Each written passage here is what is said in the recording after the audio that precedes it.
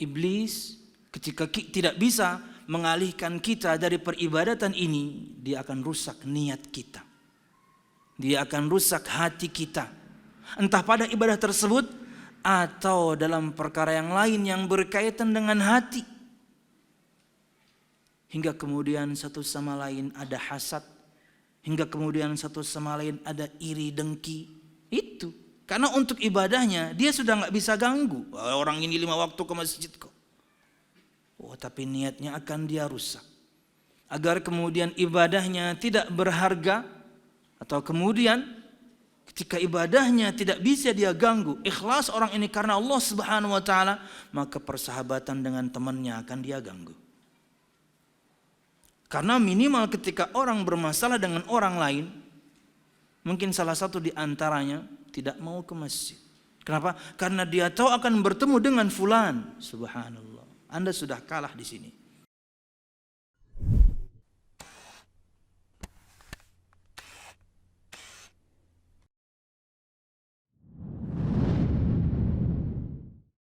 Assalamualaikum warahmatullahi wabarakatuh.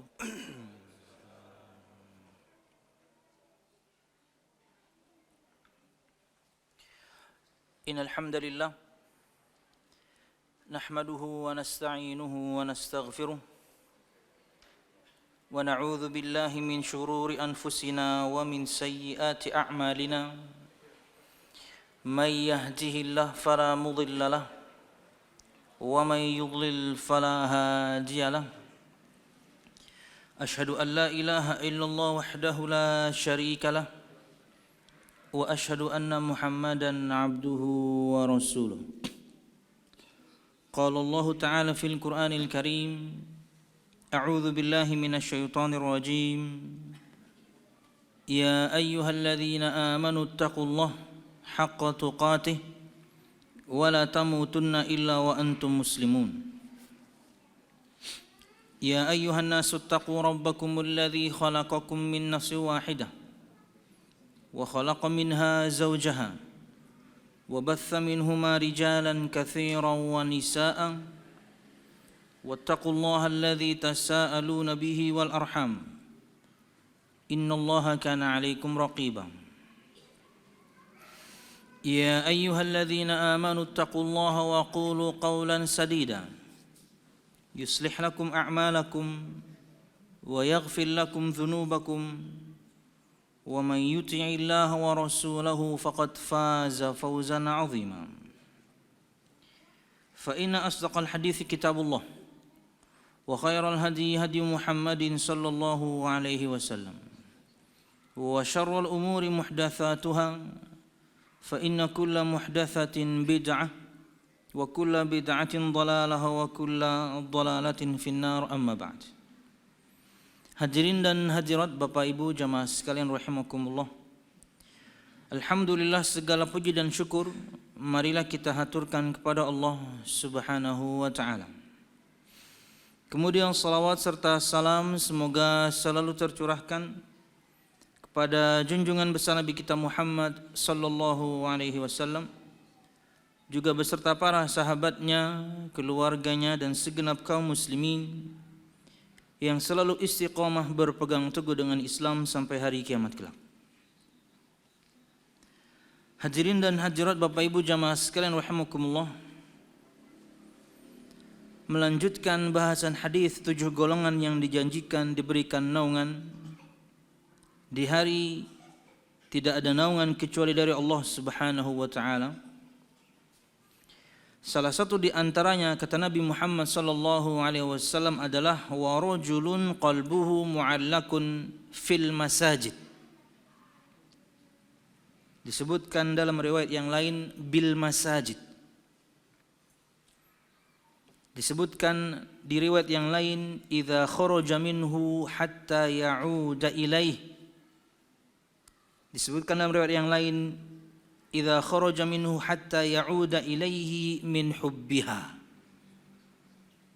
Dan seorang laki-laki tidak berlaku untuk perempuan. Jadi 7 golongan ini Tentunya seperti yang pertama, imamun adil, belum kita bahas. Seorang imam atau pemimpin yang adil, khusus bahasan untuk laki-laki. Wa syabun nasha'a fi ibadati rabbih, dan seorang anak muda tumbuh dewasa dalam peribadatan kepada Allah, laki perempuan masuk. Wa rajulun qalbuhu mu'allakun fil masajid, dan seorang laki-laki yang hatinya tergantung, terpaut dengan masjid-masjid. Perempuan juga tidak berlaku karena mereka hukum asalnya salatnya di rumah. Wa rajulani tahabba fillah ijtama alaihi wa tafarraqa alaihi, dan dua orang laki-laki yang saling mencinta karena Allah, kecintaan sejenis karena Allah, laki-laki dengan laki-laki dan berlaku perempuan dengan perempuan. Mereka saling mencinta karena ketaatan kepada Allah, bukan karena penyimpangan seksual. Nah, ini salah satu di antaranya yang disebutkan bahwasanya fokus hanya kepada laki-laki, karena hukum asal salat perempuan adalah di rumah, tapi boleh mereka ke masjid. Kata Nabi Muhammad SAW, la tamna'u ima Allah masajid Allah wa yakhrujna tafilat.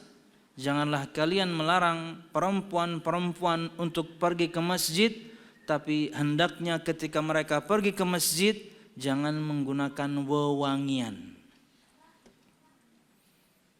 Jadi boleh ke masjid, tapi rumahnya adalah yang lebih utama untuknya, di tempat yang tersembunyi atau paling tersembunyi di rumahnya, dalam lemari. Yang maksudnya di kamar, maksudnya di kamar ya. Masa dalam lemari susah. Atau saking ingin tersembunyinya lagi, kita nyari istri bingung gitu ya, di mana dia, di mana ulu lagi sholat ya, di mana, di bawah ranjang, susah nggak ketemu ya. Oke, 5 menit pertama ya sudah percaya. Oke, siap. Yang bersamanya artikel Syekh Al-Munajjid bisa disebarkan di teman-teman.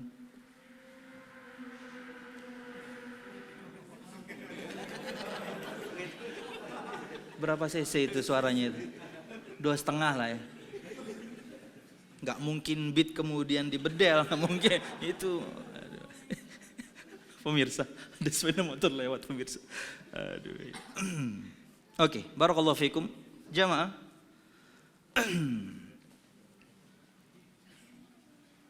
Kata beliau sallallahu alaihi wasallam, wa rajulun qalbuhu mu'allakun fil masajid, dan seorang laki-laki yang hatinya terpaut atau terkait dengan masjid.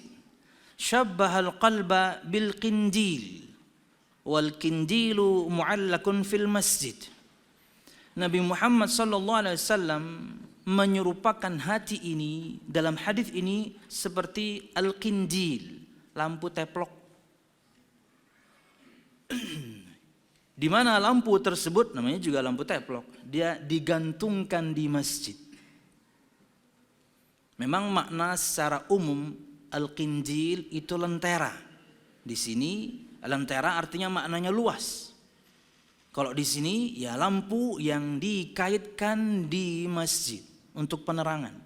Seperti itu Nabi Muhammad SAW menyerupakan hati laki-laki ini.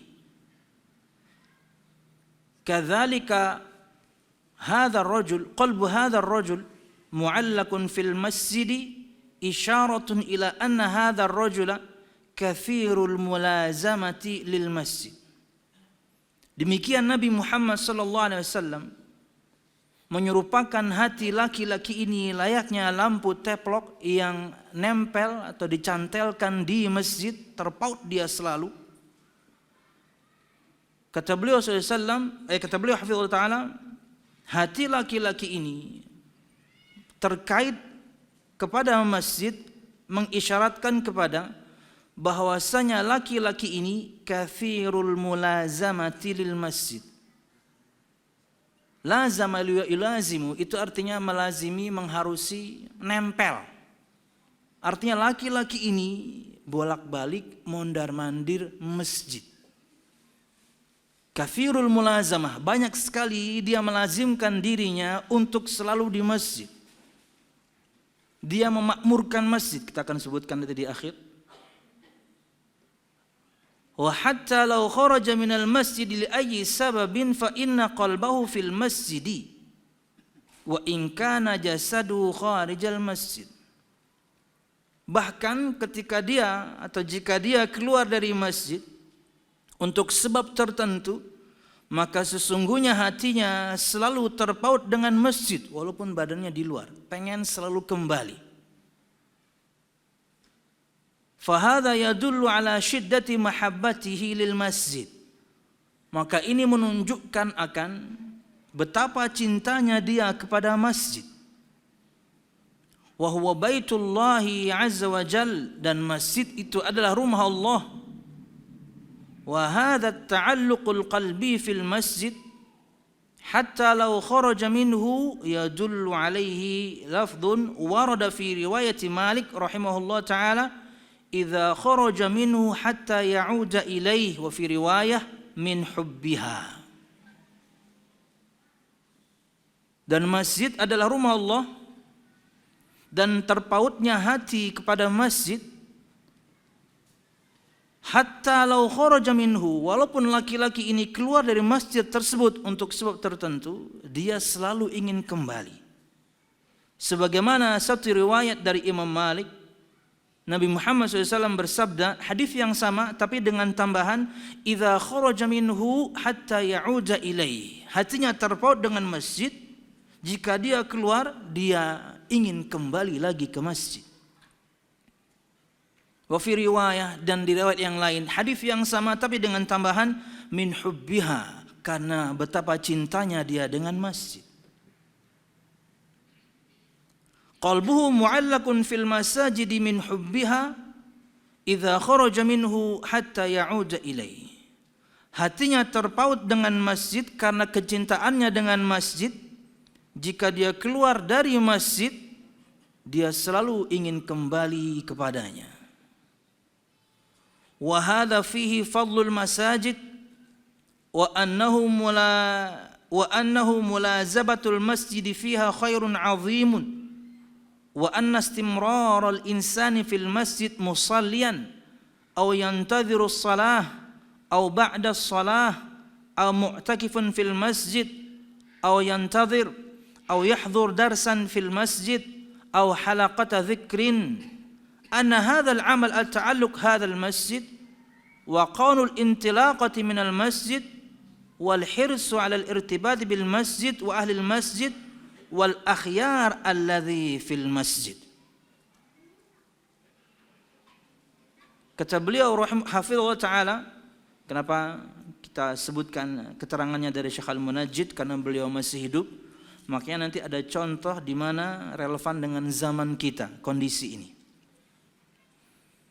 Pada hadis ini ada keutamaan masjid, dan bahwasanya seorang melazimi selalu terpaut hatinya kepada masjid, di dalamnya ada kebaikan yang sangat agung. Dan bahwasanya seorang manusia ketika terus-menerus berada di masjid, entah itu dengan salat atau menunggu salat, atau setelah salat dia masih di masjid, atau bahkan mungkin dia i'tikaf di masjid, atau dia menunggu seorang di masjid, atau menghadiri kajian di masjid, atau halaqah zikr, mungkin baca Quran, tahsin al-Quran. Anna hadzal amal at-ta'alluq hadza bil masjid wa qawl al-intilaqati fil masjid wal hirsu 'ala al-irtibat bil masjid wa ahlul masjid wal akhir alladhi fil masjid wal ilmu alladhi fil masjid wal ibadah was salah allati fil masjid la syakka anna hadza dalilut taqwa. Dan bahwasanya terpautnya hati seorang dengan masjid, bagaimana kemudian dia bersemangat dan terpaut selalu hatinya kepada masjid. Orang-orang yang selalu di masjid, orang-orang yang baik yang selalu ada di masjid, dan ilmu dan juga ibadah yang selalu ada di masjid, dan salat tentunya selalu di masjid. Ini tidak bukan menunjukkan akan sebuah ketakwaan. Pian perhatikan di sini, al-akhyar alladzi fil masjid. Ini poin penting. Tanpa mensucikan siapapun, bahwasanya orang-orang baik itu ada di masjid. Tanpa mensucikan siapapun. Kita semua berdosa, tapi inilah zahir yang bisa terlihat dari seseorang. Anda bisa menilai baik agamanya itu dengan terpautnya orang tersebut ke masjid, selalu dia salat 5 waktu.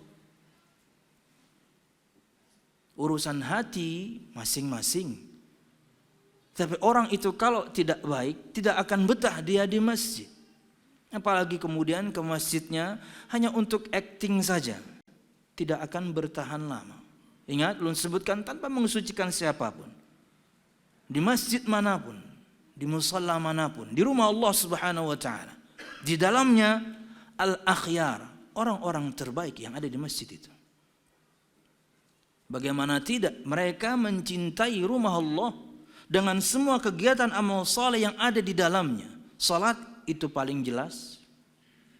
Baca Quran, berzikir, tahsin Al-Quran, dengerin kajian dan lain sebagainya. Al-akhyar alladzi fil masjid. La syakka anna hadza dalilut taqwa. Tidak diragukan bahwasanya ini adalah dalil ketakwaan. Belum sering menyebutkan bahwasanya ini tidak bisa kita berpura-pura. Makanya selalu memohon kepada Allah Subhanahu wa taala agar selalu hati ini dimudahkan untuk mengerjakan salat 5 waktu di masjid. Karena hati yang harus ringan, nanti kaki ngikut, nanti bawa sepeda ngikut, bawa sepeda motor ngikut, bawa mobil ngikut, hatinya dulu, alat transportasinya belakangan. Karena terkadang hati kita itu yang berat, masjidnya tidak jauh. Sekalinya jauh pun alat transportasi ada. Kalau kita berbicara di Banjarmasin, tentunya yakni luar biasa. Berapa jarak mesti ada masjid, mesti ada musalla. Gampang sekali kemudian mencari tempat ibadah di tempat kita ini. Tinggal hatinya lunak atau tidak. Tinggal kemudian dia bisa mengalahkan hawa nafsunya untuk membelokkan mobilnya ke masjid atau tidak. Sepeda motornya, sepedanya, langkah kakinya, mau atau tidak. Makanya jamaah sekalian rahimakumullah, jangan sampai kemudian kita menyebutkan tadi bahwasanya orang-orang terbaik itu ada di masjid. Jangan sampai kita melupakan bahwasanya iblis tetap selalu akan menggoda. Katakanlah alhamdulillah semua pian 5 waktu di masjid itu perkara yang luar biasa. Pondasi agama ini dan Anda menjalankannya dengan baik dan sempurna. 5 waktu dia di masjid.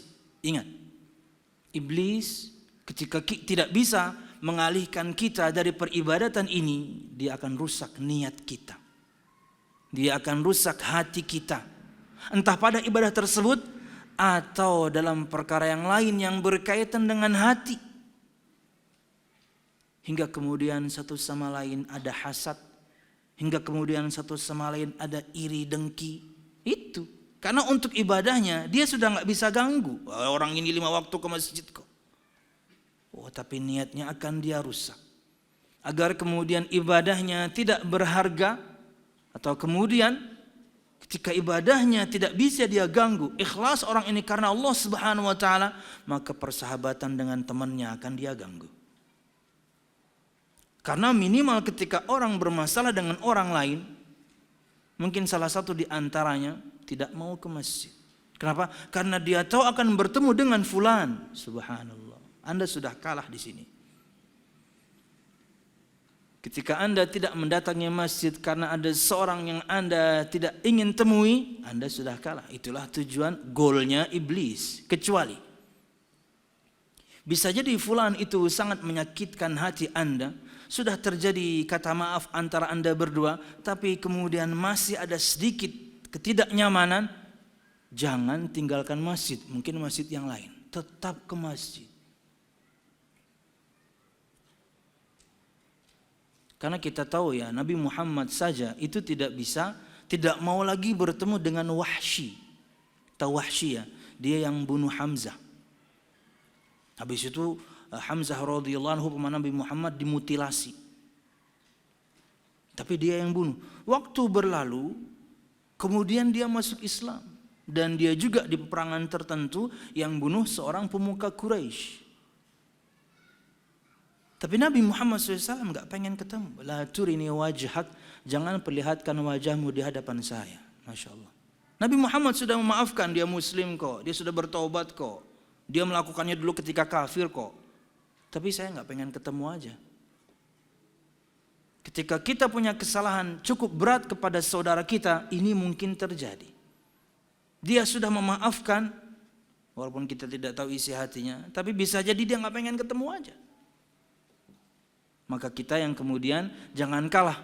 Sudah aja, kada ke masjid lagi ginjar. Sidin kada hakun juga tetap ulun-ulun. Wah, salah Anda. Tetap ke masjid, mungkin masjid yang lain. Jangan sampai kalah sama iblis. Karena ini tiang agama. Salat ini tiang agama. Bagus salat Anda, amal yang lain akan ngikut. Buruk salat Anda, amal yang lain akan ngikut. Dan hal yang pertama akan Allah tanya nanti di hari kiamat perkara salat ini. Dan satu-satunya sisi yang kita bisa lihat dari seorang laki-laki itu, baik agamanya, ya salatnya, karena itulah yang terlihat.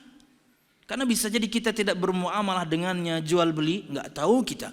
Kita mungkin nggak pernah berpergian bersama dia, nggak tahu kita. Apalagi kemudian kita pernah nginap di rumahnya, nggak tahu kita. Itu berkaitan dengan akhlak, nggak bisa kecuali dengan berinteraksi. Tapi kalau zahir agama seseorang itu ada pada salatnya. Makanya kata Nabi Muhammad SAW, "Idza ra'aita ar-rajula yata'ahadul masjida fashhadu bi annahu min ahlil iman." Jika kamu lihat seorang laki-laki selalu bolak-balik mondar-mandir terpaut hatinya dengan masjid, makna mudahnya adalah dia memakmurkan masjid. Makna mudah untuk memakmurkan masjid adalah mendatanginya untuk salat di dalamnya. Fashhadu bi annahu min ahlil iman, maka persaksikanlah bahwasanya dia orang beriman. Tidak bisa melakukannya kecuali orang yang kuat iman. Berat jamaah, apalagi salat yang diawali dengan istirahat. Salat subuh dan salat asar, berat. Al-akhyar alladzina fil masjid, yani orang-orang baik yang terkumpul di masjid ini menunjukkan akan ketakwaan. Lianna hadha baitullah wa man ta'allaqa bi baiti rabbih fa inna Allah la budda ay yukrimahu aidan. Karena sesungguhnya ini adalah rumah Allah, dan barang siapa yang terpaut hatinya dengan rumah Allah Subhanahu wa taala, maka sesungguhnya Allah Subhanahu wa taala harus memuliakannya. Anda mencintai rumah Allah dengan memakmurkan masjid, dengan mendatanginya untuk salat 5 waktu di masjid, Allah muliakan Anda. Padahal itu kewajiban ya. Tapi subhanallah, kewajiban kita lakukan tetap ada kemudian imbalan dari Allah Subhanahu wa taala. Anda diberikan kemuliaan. Fahadha idzan at-ta'alluq bil masjid wa annahu law kharaja minha walau akhrajahu al-muadzin aw khadimul masjid qala nuridu an nughliqahu fa innahu yatahassar ala khuruj wa ala ikhraj wa yaqulu law annahu fatahahu lakuntu fihi walau lam yukhrijni minhu lama kharajtu. Kalau begitu kata beliau, terpautnya hati seorang itu di masjid, walaupun kemudian yakni dia keluar darinya atau dikeluarkan oleh seorang muadzin atau khadim masjid, kita sebutkan marbot lah ya, karena mungkin waktu sudah habis, mungkin sudah malam. Kita tutup jam berapa ini? Masjid biasanya dikunci jam berapa, Lim? Jam 9 ya. Kalau subuh dibuka jam 4 udah buka kayaknya ya, Pak sudah bersih-bersih. 1 jam sebelum azan biasanya sudah buka. Oke. Di Masjid Nabawi pun seperti itu. Di luar musim yakni Ramadan, di luar Ramadan atau di luar musim haji seperti ini, di hari-hari biasa, itu malam ditutup jam 11 itu, kalau nggak salah jam 11 di Masjid Nabawi. Dulu saya ingat jam 11 itu ditutup. Kemudian nanti jam 3 baru dibuka. Nah, orang yang terpaut hatinya dengan masjid, walaupun dia dikeluarkan. Di Masjid Nabawi itu polisi yang kemudian menyebar. Ayo. Masjid mau ditutup, mereka nyebar tuh. Kan ada orang mungkin rebahan, mungkin lagi ngobrol, semuanya diusir-usirin karena mau ditutup. Walaupun dia dikeluarkan oleh muadzin atau kemudian marbot masjid, dia mengatakan nuridu an nughliqahu, kami mau tutup Pak. Karena sholat isya sudah selesai, kajian sudah selesai, ya kami mau tutup.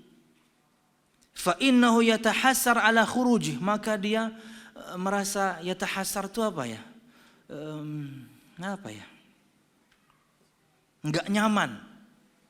Aduh, karena dia pengen di masjid. Dia tidak mau keluar, dia tidak nyaman ketika keluar dari masjid, dan dia mengatakan, "Lau annahu fatahu lakuntu fi." Kalau saja dibuka, saya mesti di dalam. Walau lam yukhrijni minhu lama kharajtu. Kalau saya tidak dikeluarkan, saya enggak akan keluar. Saking terpautnya hatinya dengan masjid. Kita tidak membahas misalnya seorang musafir yang kemudian pihak masjid memperbolehkan untuk menginap, itu lain cerita. Kayak kemarin misalnya kita kedatangan tamu Al-Ustaz Al-Fadhil Al-Misri, itu ada sebagian ikhwah di luar kota, bisa tidur di masjid enggak? Saya tanya takmir, bisa. Maka mis dibuka waktu itu. Di hari-hari itu mis dibuka. Untuk teman-teman yang di luar kota yang mungkin tidak bisa ke penginapan atau hotel, masjid terbuka. Ini lain cerita. Memang untuk istirahat. Jamaah sekalian rahimakumullah, kalau saya tidak dikeluarkan, saya enggak keluar. Jika saja dia membuka, saya pasti di dalam. Jamaah sekalian rahimakumullah, fayu'jaru ala niyatihi wala syak, maka dengan niat dia seperti ini, selalu ingin di dalam masjid, pastinya dia mendapatkan pahala tanpa ragu. Allah Subhanahu wa taala berfirman dalam surah An-Nur ayat 36-37. Fi buyutin adzina Allah an turfa'a wa yudhkara fiha ismuhu wa yusabbihu lahu fiha bil ghudwi wal asal. Rijalun la tulhihim tijaratun wala bay'un an dzikrillah wa iqamis shalah wa ita'iz zakah yakhafuna yawman tataqallabu fihi al-qulub wal absar. Yang artinya adalah bertasbih kepada Allah Subhanahu wa taala di masjid-masjid yang telah diperintahkan untuk dimuliakan dan disebutkan namanya di dalamnya pada waktu pagi dan waktu petang. Siapa yang bertasbih ini? Laki-laki yang tidak dilalaikan oleh perniagaan dan tidak pula dari mengingat Allah Subhanahu wa taala. Saya ingat sekali faedah ya dari Al-Ustaz Al-Fadhil Firanda. Orang yang hebat itu bukan yang selalu di masjid, tapi dia punya tugas di luar, punya kerjaan di luar, entah dia pedagang kah, entah dia karyawan kantor kah, siapakah dia terserah. Dia punya kerjaan di luar, mencari nafkah. Tapi kemudian ketika azan berkumandang, dia bersegera ke masjid. Itu yang top. Karena itu berat. Apakah masih ada orang seperti ini? Alhamdulillah sangat banyak. Masih sangat banyak. Orang-orang yang masih sadar untuk kemudian, karena sebentar, salat itu paling 15 menit. Dia parkirkan mobilnya, sepeda motornya, sepedanya, atau apalagi masjidnya dekat. Padahal dia punya kerjaan, tutup dulu. Istirahat, kan ada tuh beberapa toko gitu ya, atau bahkan mungkin kayak pom bensin yang ada di Balangan kan, tutup. Bukan untuk sok-sokan. Istirahat sholat. Kenapa? Ini tujuan hidup kita, Pak. Mencari nafkah itu selingannya. Jangan dibalik. Kita diciptakan untuk menyembah Allah Subhanahu wa taala. Baru kemudian ketika azan berkumandang bersegeralah. Itu baru top. laki-laki yang tidak dilalaikan oleh perniagaan, maka Pak Lah nang berdagang pasti merasa ini. Ketika hampir azan, ada aja pelanggan datang. Iya. Dan terkadang pelanggan datang ini gak mesti muslim kan. Maka luar biasa nih dia mungkin bakal beli banyak gitu ya. Waduh. Tapi Anda harus punya sikap ya. Harus tega. Mohon maaf Pak, kalau pian memang ada niat membeli, kita break dulu ya Pak. Saya mau sholat. Oh saya kan non muslim, ya tunggu Pak. Kalau Bapak pengen belanja, ya silahkan mungkin di toko yang lain. Pergi dia mungkin ke toko yang non muslim juga. Begitu masuk, gimana? Non muslim, saya pengen ke gereja juga. Jadi sama aja ya. Non muslim yang juga taat ke gereja ya. Karena belanjanya hari Ahad ya. Yang muslim pengen zuhur ke masjid, yang satu pengen kebaktian ya. Subhanallah, harus tega ya. Karena kalau enggak nanti akan seperti itu terus. Nanti setan tahu celahnya. Karena dia bisa bisik-bisikkan orang. Kamu kok belanja pas waktu-waktu dekat azan ya. Itu tuh toko situ tuh. Harus punya sikap. Makanya lebih enaknya itu mungkin beberapa saat sebelum azan 5 menit kek. Atau 10 menit lebih lama boleh. Tutup aja dulu. Kemudian Anda sholat. Yang pernah haji atau umroh pasti tahu ini. Mereka nutupnya pakai kain doang. Iya. Kecuali toko emas ya, rolling door-nya ditutup. Tapi subhanallah, pikir panjang orang ketika ingin mencuri di sana. Nah, kemudian Ustaz Al-Fadhil Firanda itu menyebutkan keberkahan kota atau 2 kota suci tersebut dan juga kota-kota yang lain. Bukan cuma di Saudi Arabia dengan Mekah Madinahnya, kota-kota yang lain sama. Anda ketika ke Jeddah, kemudian ke pusat perbelanjaan di Kornis itu, adzan berkumandang. Sebelum adzan berkumandang, tutup semua, mallnya tutup. Belum pernah juga di Kuwait sama Ustaz Hasbi, 3 pekan. Sama. Sebelum adzan berkumandang, tutup semua. Jadi kata beliau ini perbedaan yang sangat mencolok. Satu aja tapi sangat mencolok. Yang membuat kemudian mereka menjadi negeri yang diberkahi, kebaikan banyak berkesinambungan. Bahkan tadi saya baca ya, di antara yang menunjukkan akan keberkahan, mungkin orang melihatnya kekayaan, gedung termahal di dunia itu Zamzam Tower. Dan asal pian tahu, ketika orang tidur di sana, mudahan bukan untuk sok-sokan, ketika orang tidur di sana dia bayar, di dalam itu ada 5 hotel bintang 5 di Zamzam Tower. Kalau nggak 5 ada 7 kalau nggak salah hotel bintang 5 di Zamzam Tower. Itu wakaf. Ya, Anda tidur di tempat yang nyaman, bayar mahal, tapi subhanallah hasilnya itu untuk masjid. Anda bisa bayangkan sekarang bagaimana mereka ngurus masjid. Yang ulun tahu dulu ketika kuliah di Masjid Nabawi itu ada 2-3 ribu karyawan masjid yang bersihin, yang ngangkat air, yang ngurusin mushaf, semuanya itu ada 3 ribuan. Kalau di Masjidil Haram 5 ribu. Waktu itu dulu yang ngegaji Bin Laden, bukan yang teroris itu, kakaknya, bukan yang teroris tapi kakaknya Bin Laden. Swasta yang gaji 8.000 karyawan untuk masjid beramal. Setelah kejadian Crane, maka mereka putus kongsi dan sekarang yang ngurus masjid itu sendiri. Nggak tahu mungkin karyawannya makin banyak. Siapa di antara pian yang pernah umroh kemudian ada kotak amal di sana? Nggak ada Pak, nggak ada kotak amal Pak. Dan bagaimana mereka ya ini sudah luar biasa profesional membersihkannya, merapikannya, menata orangnya. Sekarang kan jutaan orang yang mereka hadapi. Itu sebulan mungkin perlu operasional miliaran, mungkin ya. Dari mana duitnya? Wakaf kaum muslimin. Kalau yang kemudian hotel-hotel di sekitarnya bukan milik para pangeran, juga harus memberikan sebagian dari rezeki mereka untuk kemakmuran masjid. Karena apa? Banyak orang bekerja di sana. Kembali kepada bahasan. Orang yang hebat itu, kata beliau, yang dia berdagang, yang dia bekerja, tapi ketika ada panggilan azan, dia bersegera.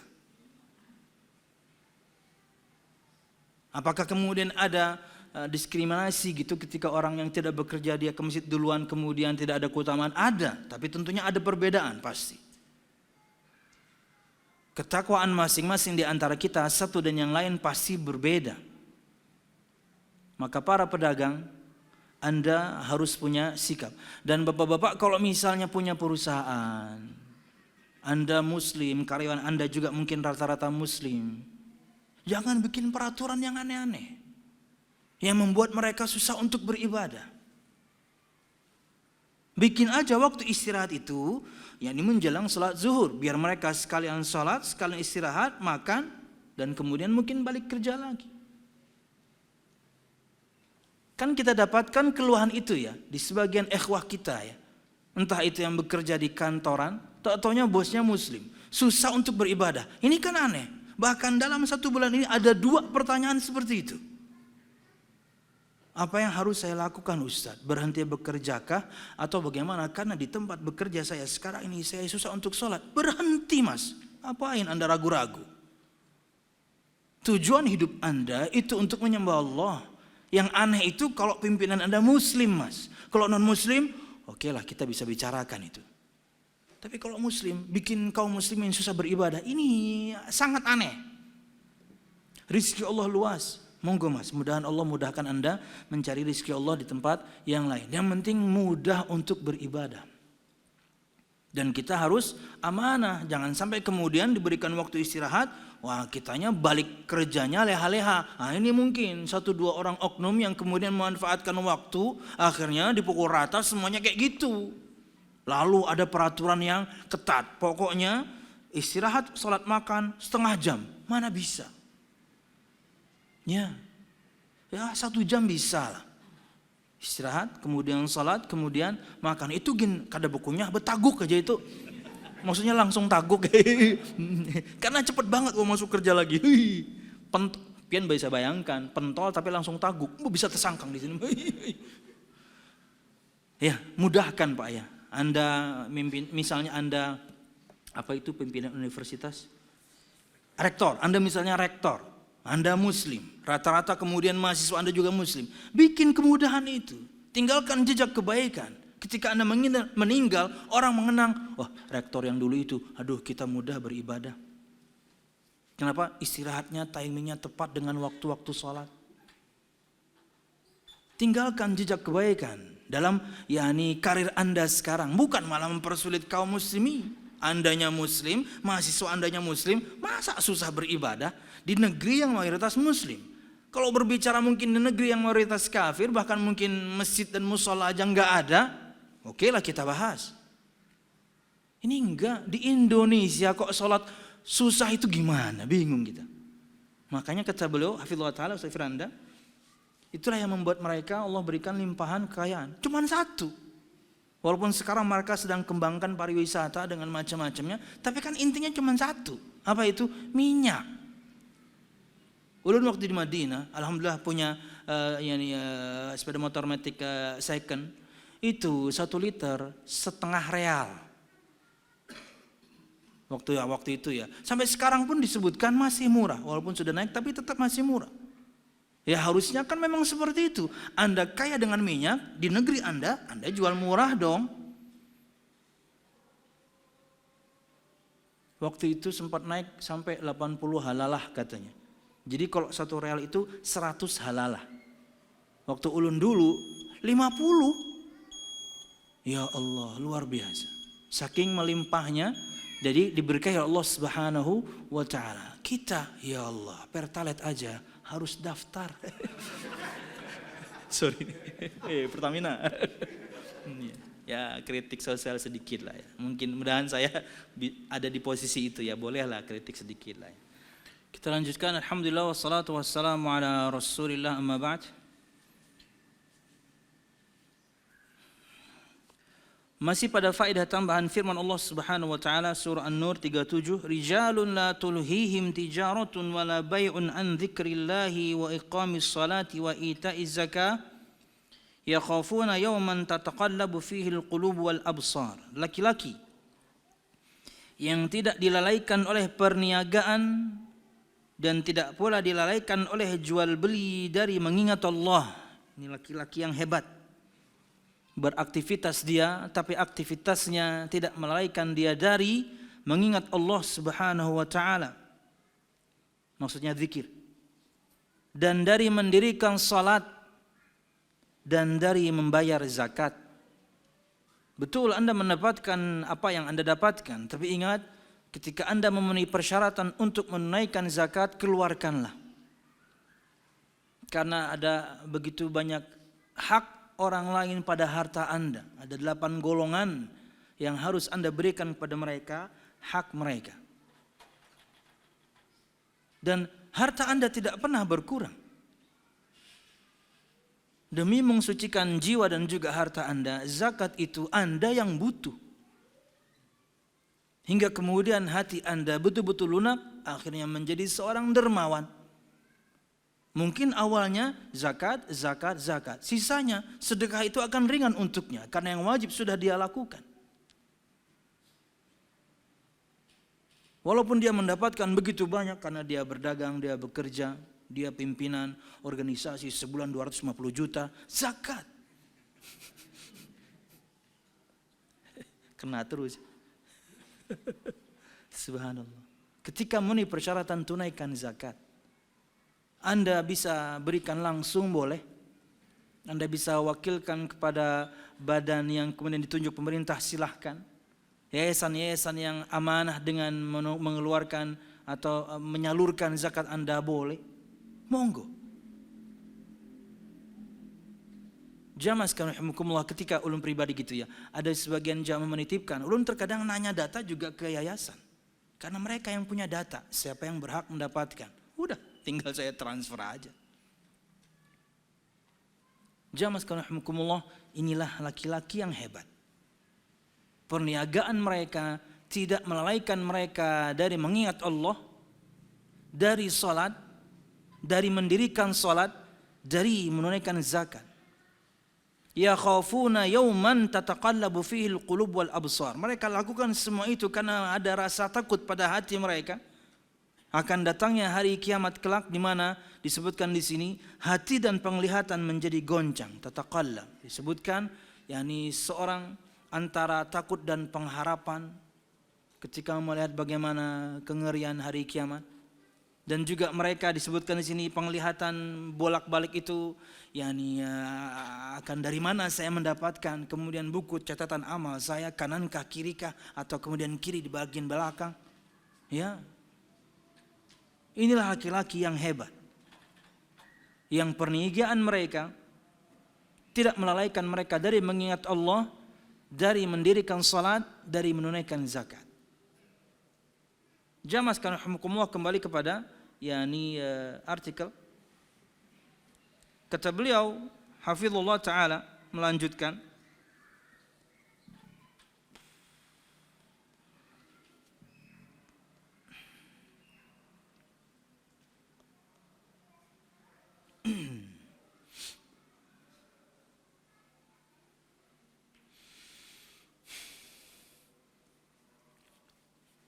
فهذا الحديث أو هذا المقطع فيه تحريص لنا على الارتباط بالمساجد وعمارة بيوت الله عز وجل وإتيانها والاجتماع فيها على الخير.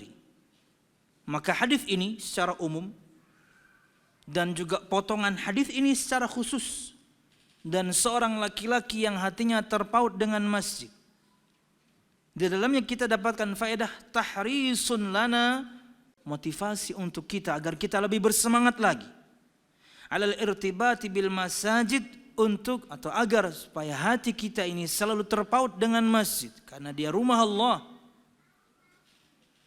Semua amal saleh dilakukan di dalamnya dan terkumpul di sana orang-orang al-akhyar, orang-orang yang baik.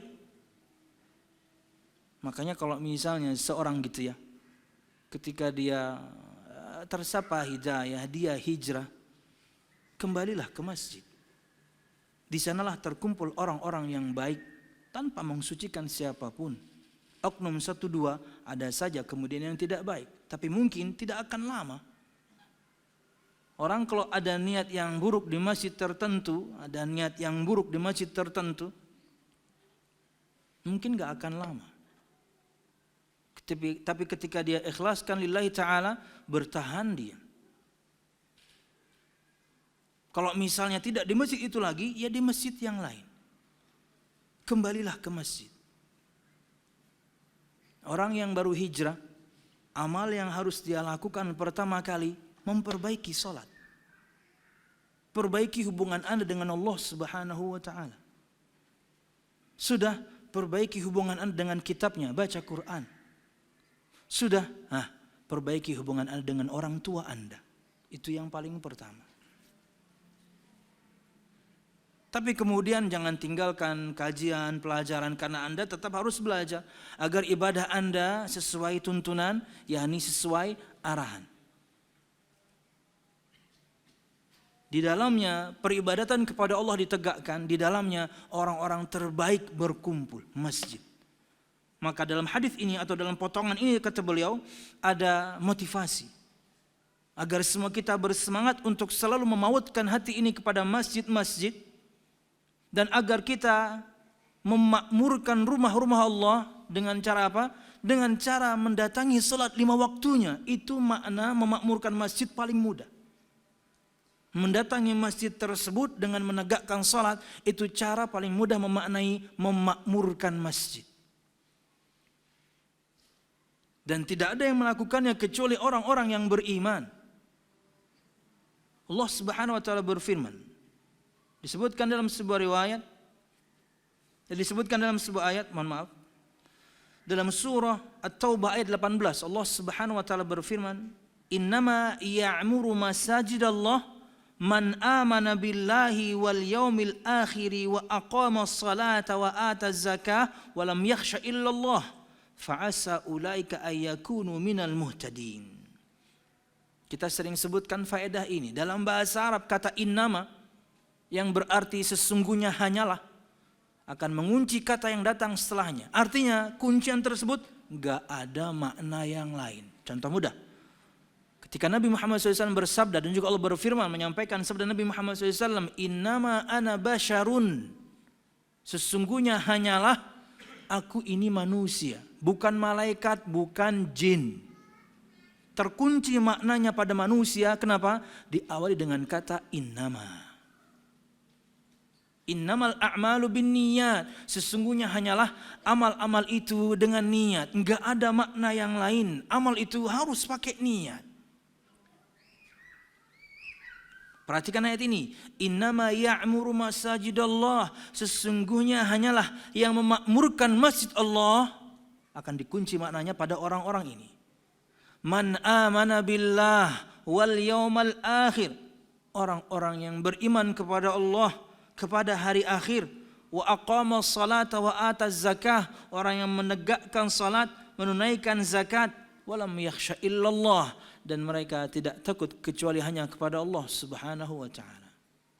Perhatikan balasannya. Fa'asa ulaika ayyakunu minal muhtadin, maka semoga mereka menjadi bagian orang-orang yang diberikan hidayah, petunjuk kepadanya di dunia sebelum di akhirat. Kembali kepada yang hijrah tadi misalnya, makanya Anda akan selalu diberikan petunjuk ketika Anda melazimi masjid. Anda melazimi masjid, ibadah di masjid, kemudian ketemu dengan teman-teman di masjid, menumbuhkan iman, mengunci Anda pada makna keimanan hingga Anda menjadi orang yang memakmurkan masjid Allah Subhanahu wa taala karena Anda menegakkan salat di dalamnya. Kembali kepada perkataan Syekh Al-Munajjid, kata beliau, wa imarati buyutillahi ta'ala wa ityaniha wal ijtima'u fiha lal khair. Di dalam potongan ini ada motivasi untuk kita agar hati kita terpaut selalu dengan masjid-masjid, memakmurkan rumah Allah, mendatanginya dengan salat di dalamnya dan berkumpul di dalamnya di atas kebaikan. Wala syakka anna lil mujtami'ina fil masajid alal khairi ajrun 'azim.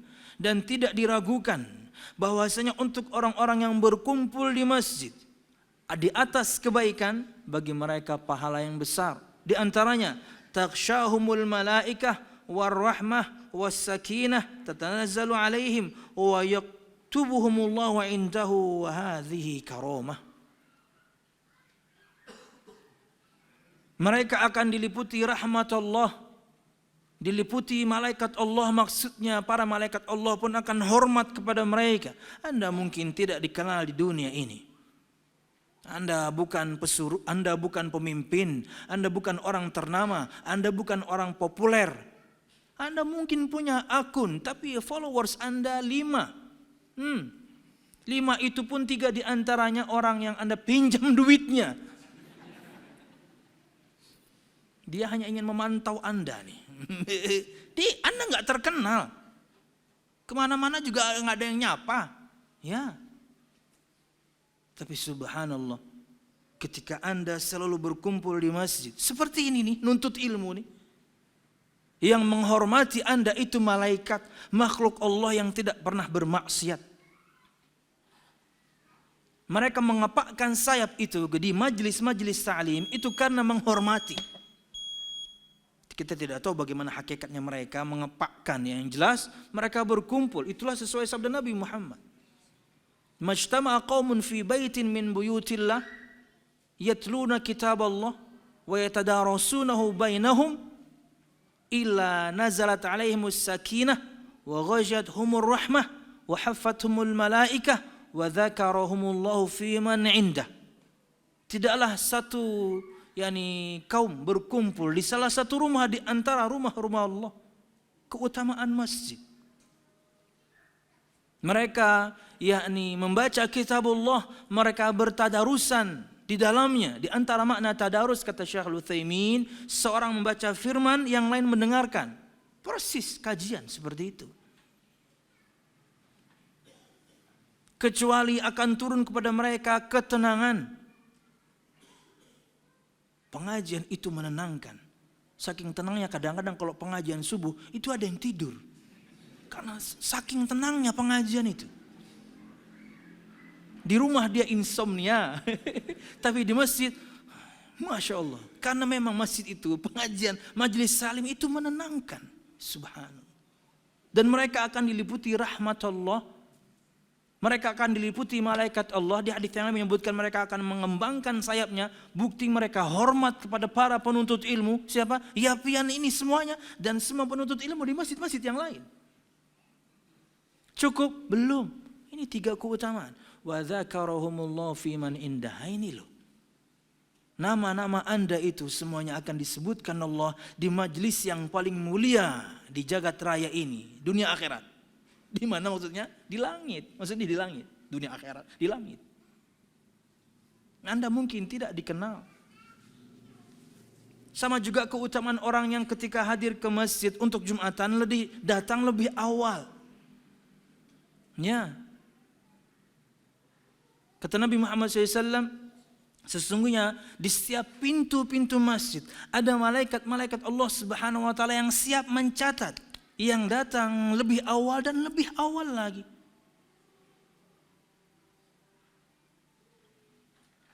Ketika imam kemudian sudah wa idza jalasal imam, ketika imam sudah duduk siap menyampaikan khutbah, tuwus suhuf wa yajli tuwus suhuf wa yastami'una dzikr. Ketika imam sudah duduk di mimbar, kata Nabi Muhammad Sahih Bukhari ini, maka mereka menutup buku catatan mereka. Bukti malaikat Allah itu berbentuk ya. Nabi Muhammad sebutkan untuk mereka ada sayapnya, ada kepalanya, ada pundaknya, ada kakinya. Mereka menulis. Mereka ada bentuknya. Malaikat Allah itu makhluk, terpisah dari kita. Bukan kemudian sebagaimana keyakinan sebagian orang, dia hanya makhluk Allah bersifat rohani, enggak ada bentuk, enggak ada bentuknya. Nabi Muhammad sebutkan untuk mereka pundak, telinga, Nabi Muhammad sebutkan mereka punya. Dan ketika imam telah duduk di mimbar siap untuk menyampaikan khutbah, mereka tutup buku catatan tersebut dan mereka pun duduk untuk mendengarkan yakni zikir atau majelis tersebut. Malaikat ini. Majelis paling mulia, majelis malaikat di langit, dan nama Anda disebutkan di sana. Karena hati Anda terpaut dengan masjid. Salah satu di antara yang kita sebutkan tadi adalah kegiatan di masjid, majelis ta'lim. Keutamaan yang tidak dimiliki oleh orang-orang yang tidak datang ke masjid. Jamaah sekalian rahimakumullah, baru kemudian Nabi Muhammad akhiri sabda tersebut dengan waman batta'a bihi 'amaluh lam yusri' bihi nasabuh. Barang siapa yang lambat amalnya, maka nasabnya tidak bisa mempercepatnya. Artinya Anda keturunan siapapun, Anda keturunan kerajaan, Anda ningrat, Anda darah biru, Anda bahkan ahlul bait. Kalau Anda lambat beramal, nasab Anda tidak bisa mempercepat. Apalagi Anda tidak beramal. Anda lambat saja, nasab Anda nggak ada gunanya. Kata Syekh Al-Abbad rahimahullah ta'ala, kata beliau, kemuliaan nasab itu erat hubungannya dengan kemuliaan ketakwaan. Karena yang paling mulia adalah yang paling bertakwa. Wallahu a'lam bissawab. Wa hadhihi karamah. Beliau tutup dengan perkataan, dan ini adalah karamah dari Allah Subhanahu wa taala. Apa itu? Penghormatan, pemuliaan dari Allah Subhanahu wa taala untuk kaum muslimin, untuk orang-orang yang beriman, yang hatinya selalu terpaut dengan masjid, dengan semua kegiatan yang ada di masjid. Khususnya kita bahas sekarang ini majelis ta'lim, maka bersemangatlah. Apalagi alhamdulillah gitu ya, di banyak masjid kita ini subuh selalu ada kajian, maghrib selalu ada kajian. Tinggal Anda perlunya apa? Mau akidah, ibadah, muamalah, adab, akhlak, ada semua. Monggo. Anda harus paksa diri Anda untuk hadir ke majelis ta'lim.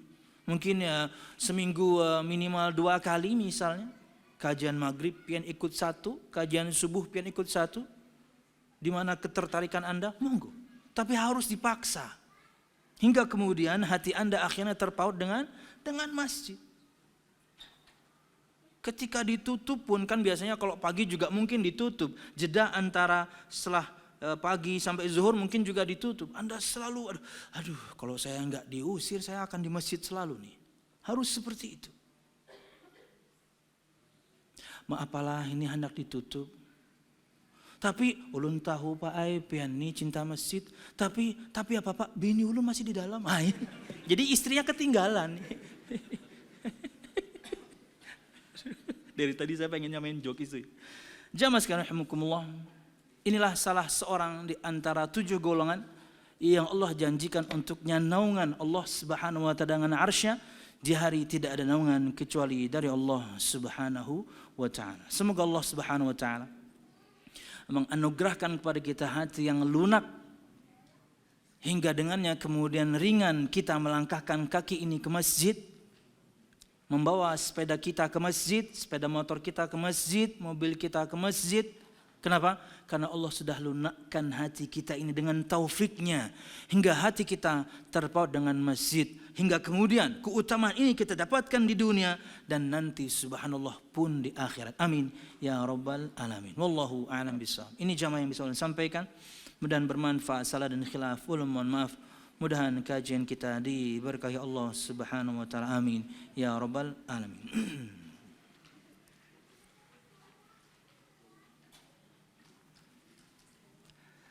Ana mau baca satu pertanyaan. Dicoba dulu.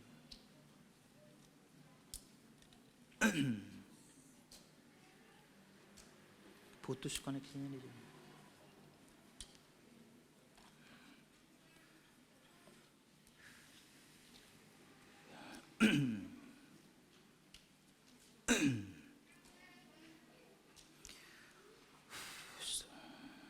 Kita baca satu pertanyaan ya.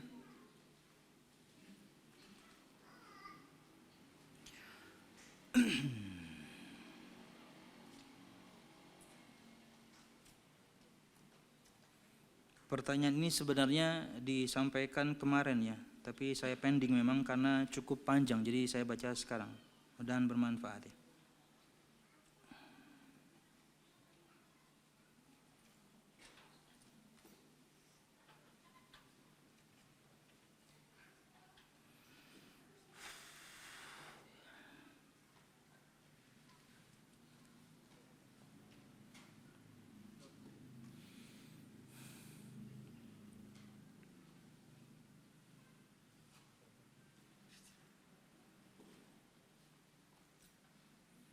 Lebih tepatnya memang pertanyaan ini di kajian Ustadz Ahmad ya, karena berkaitan dengan akidah ya. Tapi nggak apa, kita baca saja ya. Assalamualaikum Ustadz. Waalaikumsalam. Setelah mempelajari pembatal-pembatal keislaman, nah itu kan harusnya pengajuan Ustadz Ahmad ini. Fulana teringat sewaktu remaja dulu ia pernah mengalami keraguan yang berkaitan dengan masalah akidah. Namun fulanah lupa apakah keraguan dulu hanya sebatas was-was syaitan atau termasuk ke dalam keraguan yang membatalkan keislaman. Namun ia ingat keraguan itu tidak berlangsung lama karena ia melihat ada seekor burung mati dan keraguannya langsung hilang seketika itu juga. Ia memohon ampun kepada Allah Subhanahu wa taala atas keraguan tersebut disertai rasa penyesalan yang mendalam. Ia merasa sangat takut dan bersalah. Jamaah, Nabi Muhammad sudah bersabda berkaitan dengan tathayyur, kata beliau, wa ma minna illa, tidak ada seorang pun di antara kita kecuali, maksudnya tidak ada seorang pun di antara kita kecuali mesti pernah tertimpa perkara tathayyur ini. Selalu merasa akan mendapatkan kesialan, itu pasti. Entah dengan sesuatu yang kita lihat atau sesuatu yang kita dengar, itu kita mesti tertimpa, pasti kita pernah kayak gitu. Nabi Muhammad yang ngomong, wa ma minna illa, tidak ada seorang pun di antara kita kecuali mesti pernah kena. Apalagi kita ya di Indonesia, khususnya juga mungkin di Banjarmasin ya. Begitu banyak yakni khurafat, kedustaan, kebohongan orang-orang zaman dahulu yang menakut-nakuti kita. Yang pernah ulun alami sendiri di antara tathayyur yang pernah ulun alami sendiri adalah dulu ketika praktek ngajar di Lombok, sepeda motor ulun itu platnya, nyamsatnya harus ke Bali karena platnya DK ya, ke Bali. Berempat, ulun ditemani dengan satu teman Muslim, kemudian dua teman Hindu. Sampai ke sana, kemudian dia yang kemudian mengatakan, nanti Rul, kalau sudah sampai Bali, setiap kali kita melewati ada patung besar, kemudian ada disarungi dengan kain yang bercorak papan catur itu harus pamit Rul. Saya iya aja, saya nggak ingin mendebat. Loh, dia orang Bali, dia orang Lombok, tapi tentunya aslinya dia orang Bali. Saya hanya minta antar kok. Saya sama teman yang Muslim, iya aja. Tapi kami nggak lakukan. Selesai. Jadi mungkin ketika dia di depan gitu, setiap ada patungnya besar-besar, jamaah di Bali itu luar biasa, gede-gede, serem-serem. Ya, wah patung monyet mah nggak ada apa-apanya, apalagi cuma iwak kelabau. Gede-gede. Ini bukan motivasi untuk Anda membangun patung yang dahsyat, nggak usah. Kemudian kita makan sate. Yang paling aman ya sate Paman Kacong ya, Muslim insya Allah ya. Ya, karena nyari di waktu itu 96, 97 muter-muter belum seperti sekarang di semua kota ada nasi Padang gitu yang kita tahu mesti kemudian pemiliknya Muslim. Walaupun ramai kemarin ada rendang babi ya, nggak ada waktu itu. Akhirnya yang paling aman adalah wah Paman Kacong nih. Akhirnya udah kita makan sate aja. Setelah makan sate itu, karena kami berempat, ulun ingin abadikan momen. Waktu itu masih pakai namanya tustel. Yang seumuran saya tahu itu. Kodakan lah, kodakan. Bukan yang otomatis cekrek, enggak. Cekrek digiling. Iya, filmnya itu digiling. Krek, ambil lagi. Zaman dulu kita berfoto itu tawakal kita tinggi. Oh, zaman sekarang Cekrek, mah kada bagus angle-nya, hapus. Cekrek, kada bagus angle-nya, hapus. Setiap angle jelek terus karena kitanya jelek. Kada tuntung-tuntung foto. Jelek terus nih ya, seorangnya jelek. Oke, zaman dulu itu berfoto, tawakalnya tingkat tinggi. Karena bisa jadi jegrek, bisa kebakar. Istilahnya tuh kebakar. Begitu mau di afdruk ya. Makanya mau dicuci atau dibasuh itu, wah Pak ini kebakar Pak, ini kebakar Pak, subhanallah. Datang pemadam kebakaran, mana? Itu kadang-kadang kita, ya kalau misalnya merem gitu ya, nggak bisa diulang.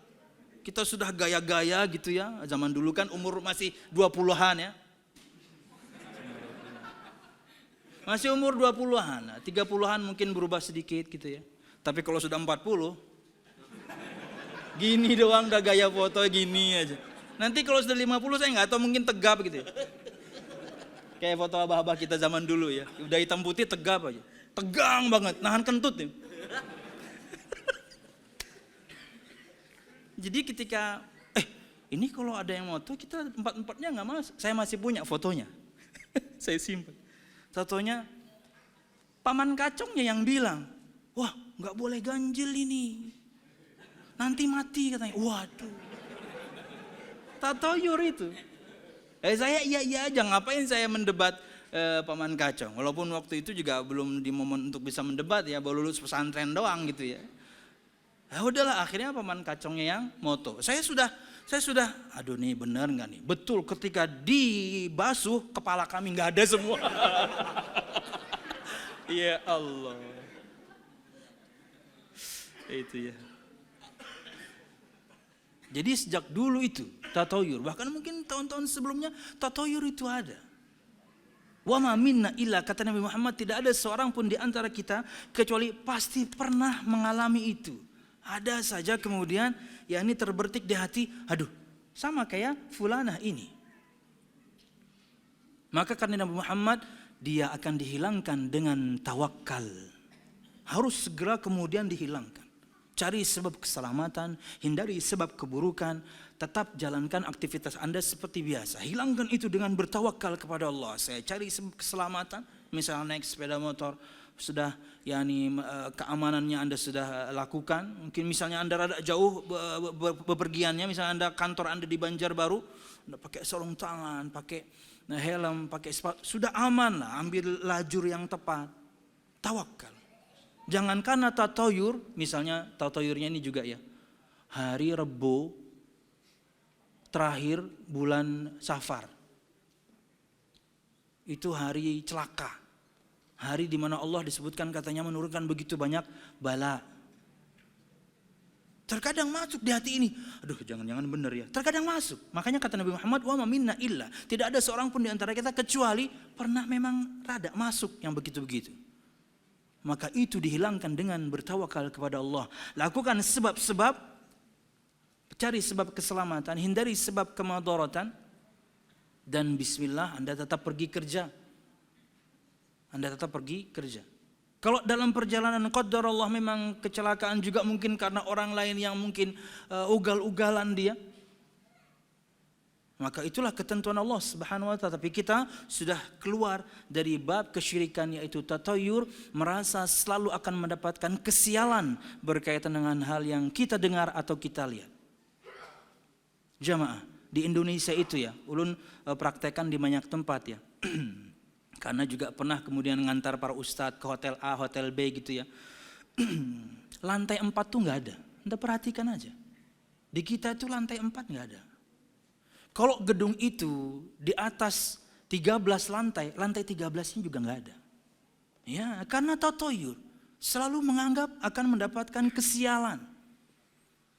Oh, coba di Saudi Arabia lengkap 1 2 3 4 5 6 lengkap. Karena apa? Nggak ada yang beginian. Maka harus kita lawan dengan bertawakal. Bismillah. Bahkan disebutkan di antara caranya al-muraghamah itu maknanya kita melawannya. Orang ketika takut dengan angka 13 kita malah suka. Pak, ulun nih misalnya mau beli rumah nih di sini nih. Apa ngarannya nih? Kita iklankan aja nih. Apa nih? Ya, Grand Mahantas misalnya. Pak ini urutannya Pak Epen ini nomor 13. Ya walaupun enggak ya, ini kan punya Pak Roy dan teman-teman. Ulun malah dari pertama Anda ke rumah ulun yang nomor 13. Murogomah aja, tampil beda sekalian. Orang takut misalnya nikah bulan Safar, nikah aja. Iya, tapi tata sudah begini, itu urusan Anda.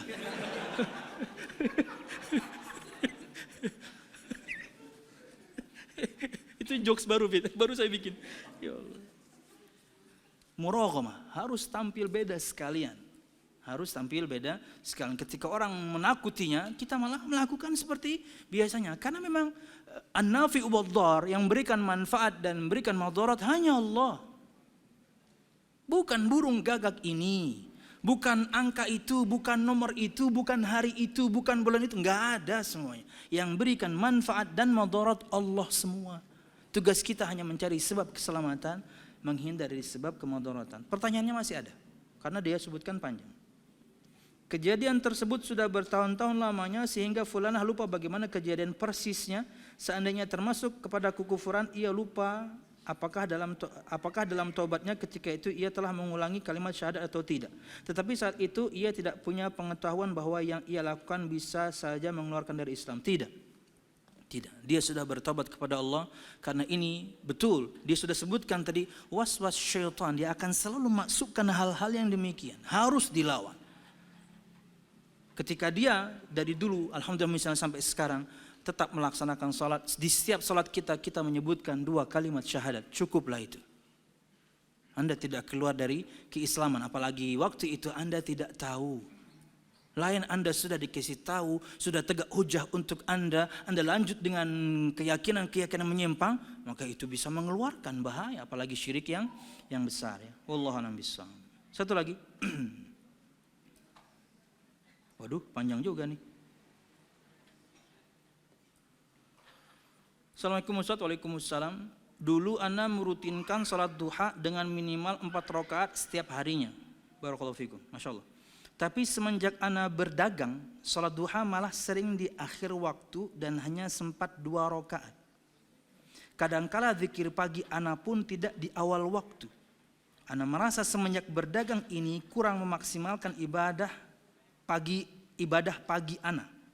Apakah ana termasuk orang yang lalai Ustaz? Semoga tidak.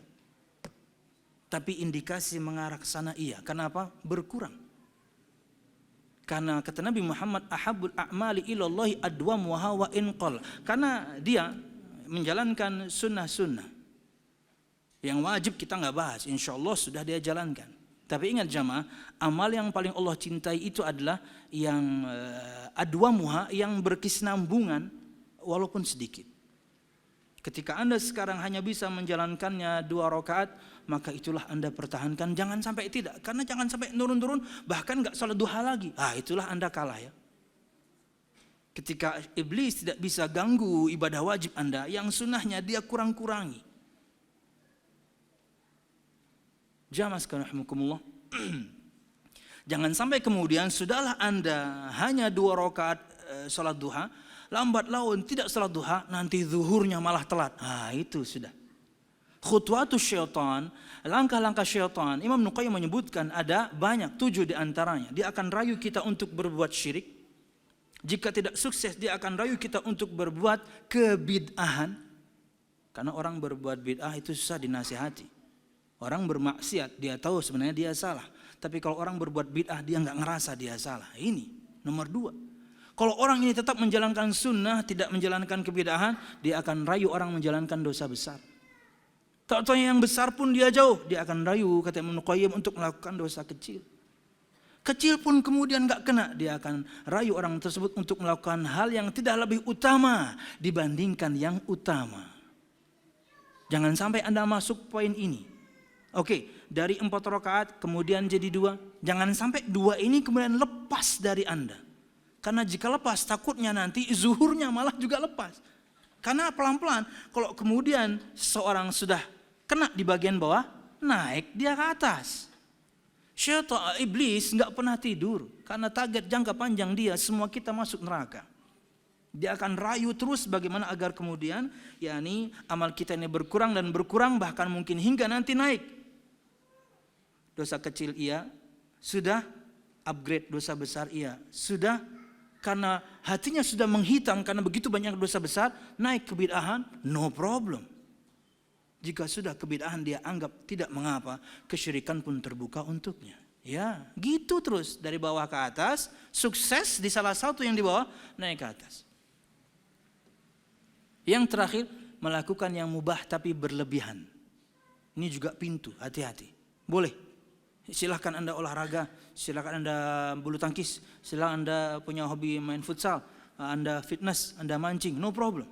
Tapi ingat, jangan sampai perkara tersebut mubah dia, boleh dia, tapi kemudian Anda melakukannya berlebihan. Ya, pamit mancing Pan, tapi 3 hari nggak pulang. Mancing apa nih? Main futsal misalnya, atlet aja bukan, tapi pagi futsal. Siang futsal, sore futsal, malam futsal. Masya Allah. Berlebihan. Atlet aja nggak kayak gitu. Walaupun mungkin nggak ada yang kayak gitu ya. Seminggu sekali, seminggu 2 kali masih oke lah.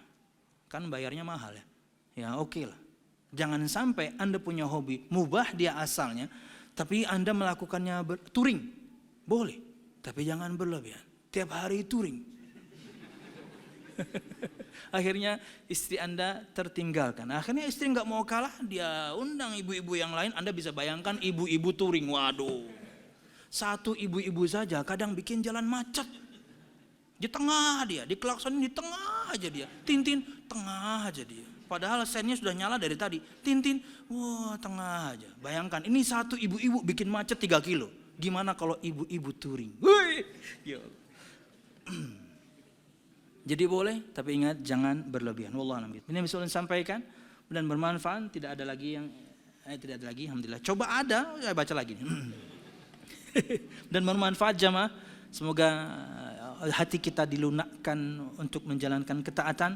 Mudah untuk kita melangkahkan kaki ke masjid untuk menghidupkan dan memakmurkan masjid dan mendatangkan pahala kepada masing-masing kita secara individu dan juga secara umum. Insyaallah amin ya rabbal alamin. Subhanakallahumma bihamdika asyhadu an la ilaha illa anta astaghfiruka wa atubu ilaik. Wassalamualaikum warahmatullahi wabarakatuh.